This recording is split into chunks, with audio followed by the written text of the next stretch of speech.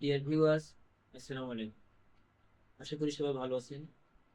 আজ আমি আপনাদের সামনে স্পোকেন ইংলিশের খুব কমন একটি রুল নিয়ে আলোচনা।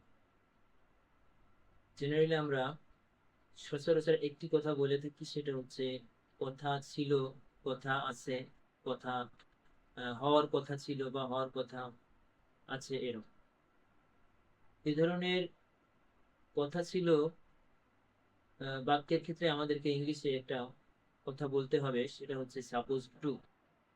যেমন আমরা যদি প্রেজেন্ট টেন্সে বলি, আহ, আমার আজ সেখানে যাওয়ার কথা আছে, তাহলে সেখানে আমাদেরকে বলতে হবে I am suppose to go there. আমার আজ চা পান করার কথা আছে। I am suppose to take tea. তার আজ এখানে আসার কথা আছে। He is suppose to come here. ঠিক এমন ভাবে আমাদেরকে যদি পাস্ট টেন্সে বলা হয়,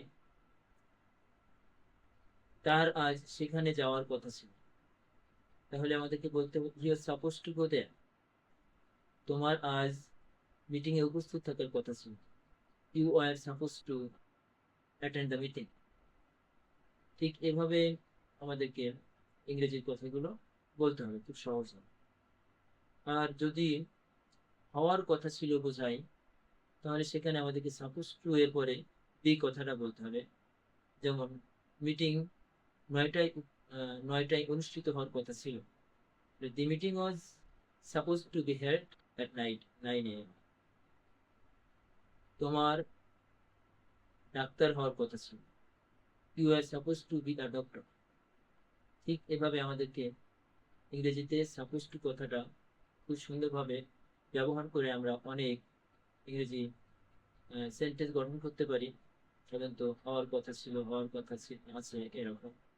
বা কথা ছিল, কোনো কাজ করার কথা ছিল। তো বন্ধুরা, সবাই সুস্থ থাকবেন, ভালো থাকবেন, এই কামনায়।